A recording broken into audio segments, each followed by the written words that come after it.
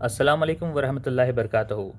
BZ education TV के इस online session में आज हम 9th क्लास की पोयम 1.3 होप इसको समझने की कोशिश करेंगे।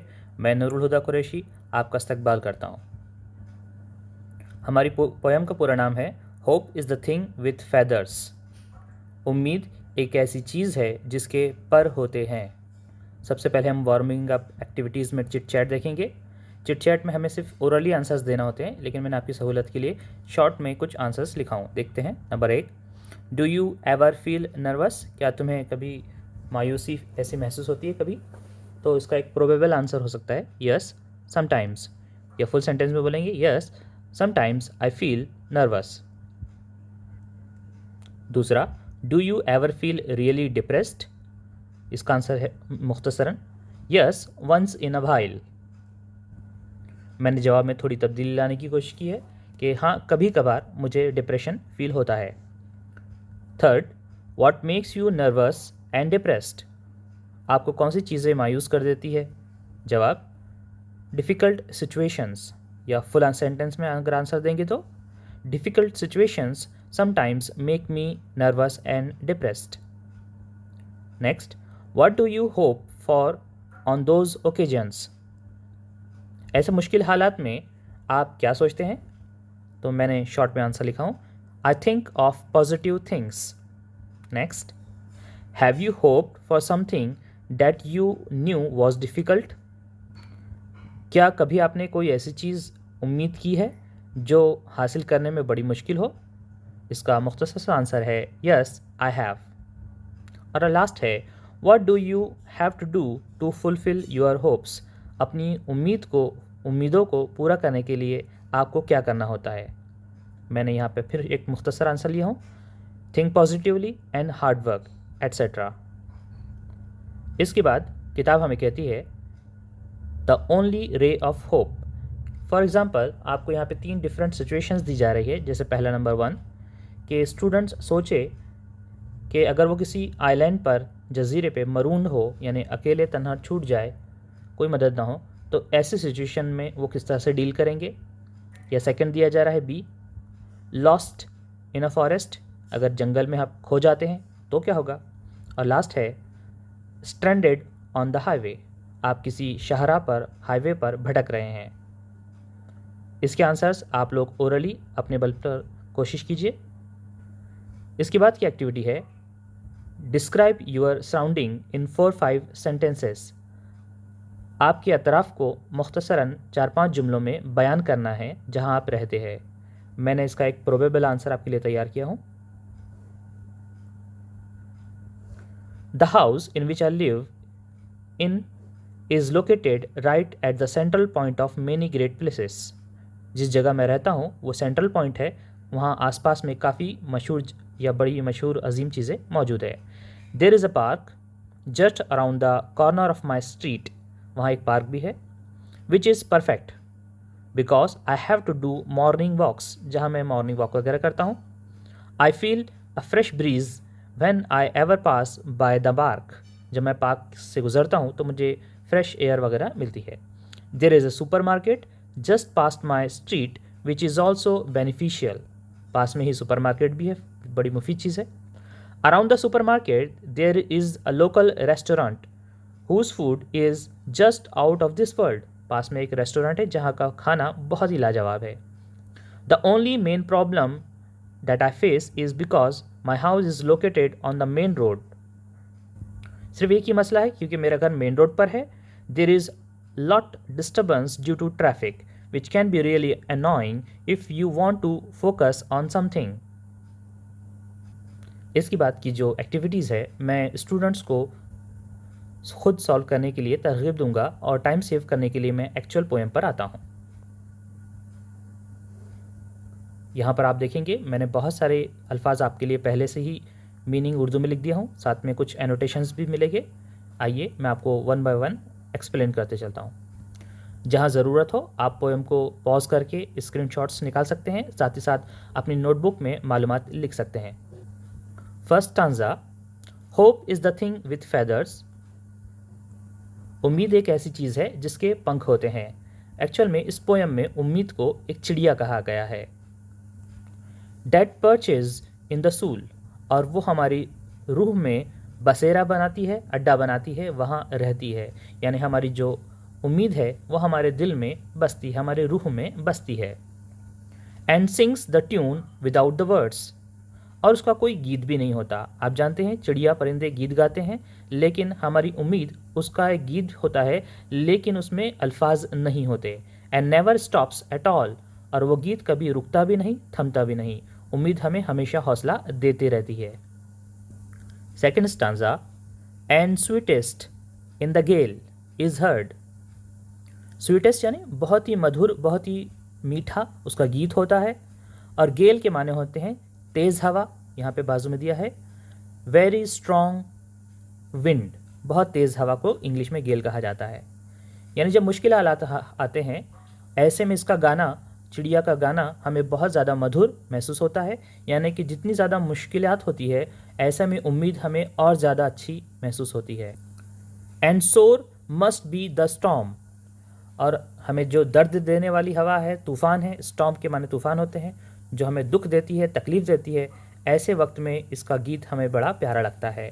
That could abash the little bird that kept so many warm. देखिए, हमारी उम्मीद को तोड़ना इतना आसान नहीं है। हालांकि वो एक छोटा सा परिंदा है, लेकिन उसको तोड़ पाना, उसको फ़ौरन हरा देना इतना आसान नहीं है। यहाँ पे एक वर्ड है अबैश, जिसके माने होते हैं शर्मिंदा करना, परेशान करना। हमारे उस छोटे से परिंदे को, उम्मीद को हरा देना, उसको शर्मिंदा कर देना इतना आसान भी नहीं होता, जब तक कि एक बहुत बड़ा तूफान ना आए। चौथी लाइन बताती है that kept so many warm, हमारी उम्मीद हमें वार्म रखती है, मतलब हमें हरारत देती है, हमें कंफर्ट देती है। उम्मीद की वजह से हमें सुकून मैसर होता है। तीसरा stanza, I have heard it in the chillest land. इस पोयम की जो पोएटेस है उनका नाम है इमिली डिकिंसन। वो कहती है कि जब जब उनकी ज़िंदगी में चिलेस्ट यानी इंतहाई सर्द, यहाँ पे लैंड यानी ज़मीन से मुराद लिया जा रहा है, चिलेस्ट लैंड से मुराद लिया जा रहा है मुश्किल हालात, जब भी उनकी ज़िंदगी में इंतहाई मुश्किल हालात आए हैं, इस चिड़िया का गीत उन्हें सुनाई दिया है। एंड ऑन द स्ट्रेंजेस्ट सी, यहाँ पे बताया जा रहा है स्ट्रेंजेस्ट यानी बिल्कुल अजनबी, जिसको उन्होंने कभी जाना नहीं, कभी देखा नहीं है। सी यानी समंदर, वापस से यहाँ पर मुराद ली जा रही है कि ऐसे हालात जो कभी नहीं आए थे, ऐसे हालात में भी उस चिड़िया ने अपने गीत के ज़रिए उन्हें हौसला दिया है, हिम्मत दी है। Yet never in extremity it asked अ क्रम ऑफ मी। कितने भी एक्सट्रीम हालात, शदीद हालात उनकी ज़िंदगी में आए हो, लेकिन कभी नहीं उस चिड़िया ने मुझसे बदले में कुछ नहीं मांगा। इन रिटर्न यानी बदले में कुछ नहीं मांगा। इट आस्ट यानी मांगना। क्रम के माने होते हैं छोटा सा टुकड़ा, ऑफ मी मुझसे, मेरा। उस उम्मीद ने मुझसे बदले में कुछ नहीं मांगा, बल्कि उल्टा मुझे ही उसने बहुत कुछ हिम्मत हौसला दिया है। चाहे ज़िंदगी के हालात कितने ही मुश्किल आए हो, चाहे कितने ही नए किस्म के हालात आ गए हैं जो कभी इससे पहले नहीं आए थे, उम्मीद ने हमेशा उनका साथ दिया है, लेकिन बदले में कुछ उनसे नहीं मांगा। देखिए, कुछ हाईलाइटेड वर्ड्स को मैं आपको वापस से समझाने की कोशिश करता हूँ। जैसे परचेज, इसके माने होते हैं, पर्च के माने होते हैं जहाँ पर आमतौर पे चिड़िया परिंदे आकर अपना डेरा बसाते हैं, आमतौर पे अपना खाना खाते हैं। इसी तरह से मछलियाँ भी आपने देखा होगा समंदर या नदियों के इलाके में जहाँ पर आके खाना खाती है, दाना चुगती है, उसे पर्च करना कहते हैं। और यहाँ पर उसे यहाँ बाजू में दिया गया है अलाइट्स और रूस्ट। इसी तरह से दूसरा है गेल यानी वेरी स्ट्रॉन्ग विंड। अबैश को यहाँ पे बाजू में बताया जा रहा है make uneasy and make it keep quiet, खामोश करा देना। इसके बाद मैं आपके लोगों के लिए इंग्लिश वर्कशॉप यहाँ पे चलते हैं। आपको यहाँ पे मैच द फॉलोइंग दिया है एक्टिविटी, मैंने आप लोगों के लिए पहले से ही इसे सॉल्व कर दिया हूँ। होप यानी उम्मीद को एफ से कनेक्ट किया गया है, यानी इसे बर्ड के ज़रिए तशबीह दी जा रही है।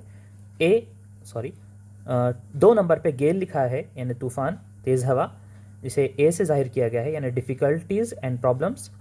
ई पे दिया है कीप वार्म, इसे ई से हम जोड़ रहे हैं यानी कि सुकून पहुंचाना, प्रोवाइड कंफर्ट। 4 नंबर पे चिलेस्ट लैंड है जिसको मैंने बी से कनेक्ट किया है टफेस्ट टाइम इन लाइफ, मुश्किल हालात ज़िंदगी के। और आखिरी पे है अक्रम, 5 नंबर अक्रम, जिसको मैंने सी से कनेक्ट किया हूँ, यानी अ वेरी स्मॉल बिट। दूसरी एक्टिविटी है use the proper form of the verb in each line. देखिए यहाँ पे 3 आपको ब्लैंक्स दिखाई दे रही है जिसको फिल करना है, जो ऑलरेडी पर्च, सिंग और स्टॉप जैसे वर्ब से फिल है, लेकिन इसकी सही वर्ब की हमको फॉर्म यूज़ करना है। आप जानते हैं कि यहाँ पे होप्स के ज़रिए यानी कि वाहिद चीज़ है बात की जा रही है, तो यहाँ पर्च नहीं परचेज होना चाहिए था, और सिंग नहीं सिंग्स होना चाहिए, और इसी तरह स्टॉप नहीं स्टॉप्स होना चाहिए। ये रूल हमारा simple present tense, simple present tense से लिया गया है। इसके बाद नेक्स्ट पेज पर आप लोगों के लिए डिग्रीज की एग्जांपल्स है, यानी आपको पॉजिटिव, कंपैरेटिव और सुपरलेटिव इस तरह से 3 फॉर्म्स को कंप्लीट करना है और अपनी नोटबुक्स में नोट डाउन करना है। देख लीजिए, मैंने आप लोगों के लिए ऑलरेडी सॉल्व किया हूँ। आप चाहे तो इसे वीडियो को यहाँ पे पॉज कर लीजिए और इसका एक स्क्रीनशॉट निकाल कर अपनी नोटबुक में लिख सकते हैं। इसके बाद हम लोग चौथी एक्टिविटी पर चलते हैं, जहाँ पर find the phrases lines in the poem that mean. यहाँ पे कुछ बातें हमें पूछी जा रही है जिसको हमको पोएम की लाइन्स के हवाले से साबित करना है। जैसे पहला दिया है, hope is a light delicate thing. उम्मीद एक हल्की फुल्की सी चीज़ है, नाजुक सी चीज़ है। इसका आंसर मैंने सामने लिखा हूँ, hope is the thing with feathers. दूसरा B, hope offers comfort to your soul. इसका आंसर है that perches in the soul. C, hope is not a wordy thing, it is more like a feeling and emotion. इसका answer हो सकता है and sings the tune without the words. D, in the most difficult times, इसको मैंने sweetest in the गेल से जाहिर किया हूँ। E, hope is not easily defeated, तो हमने देखा था कि उस परिंदे को हराना आसान नहीं है। And sore must be the storm that could abash the little bird. F, hope has given comfort to many people. Comfort की बात आ रही है तो कीप वार्म ये मुहावरा है, इसलिए केप्ट सो मेनी वार्म ये उसका आंसर होना चाहिए। और जी में लास्ट है, hope lives on in very hard times even when it gets nothing from you. और इसका आंसर मैंने लिखा हूँ कि उम्मीद को भलाई कुछ नहीं मिलता है, लेकिन वो आपको उम्मीद देती है। Never in extremity it asked अ क्रम ऑफ मी।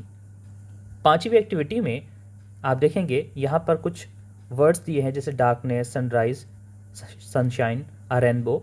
ये कुदरती मज़ाहिर है और हमको ऐसे अल्फाज बताना है कि इन मज़ाहिर के ज़रिए आमतौर पे शायर इसका क्या मानी लेता है। जैसे डार्कनेस यानी अंधेरा, ये मायूसी और नाउमीदी के माने में लिया जाता है। उसी तरह से चौथे नंबर पे जो रेनबो दिया है, रेनबो यानी कौसे कज़ा, जो वो आमतौर पे खुशी की अलामत में लिया जाता है। तो मैंने आप लोगों के उसे सॉल्व किया हूँ, इसे आप अपनी नोटबुक में लिख लीजिए। पहला है डार्कनेस यानी अंधेरा, सनराइज यानी सूरज का निकलना, तुलुए आफ्ताब। तीसरा है सनशाइन, सूरज की रोशनी। चौथा है रेनबो यानी कौसे कज़ा।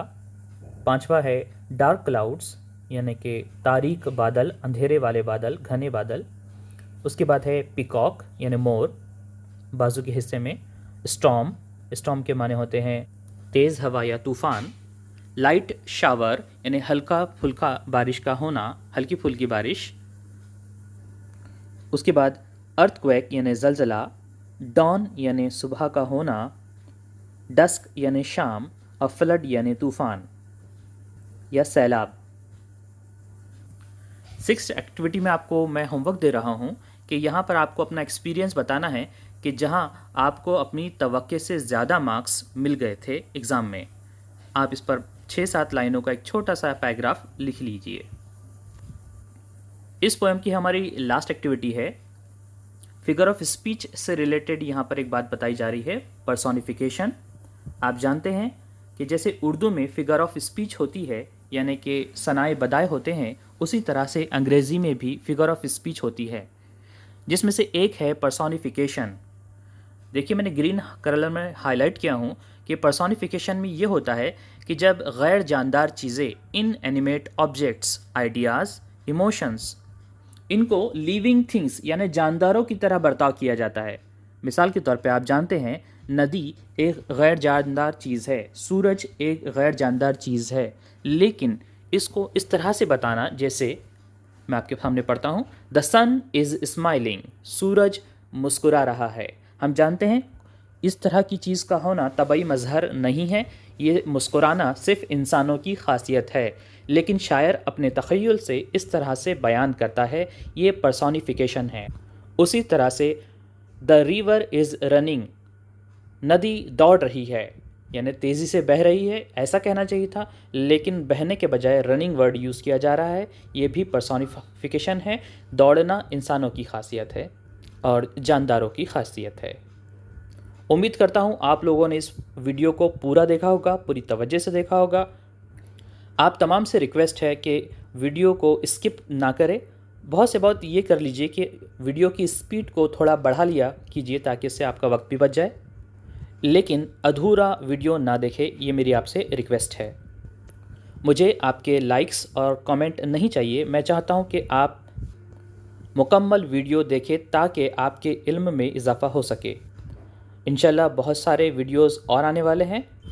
चैनल को सब्सक्राइब ज़रूर कीजिए ताकि वक्तन फ़वक्तन आपको वीडियोस मिल सके।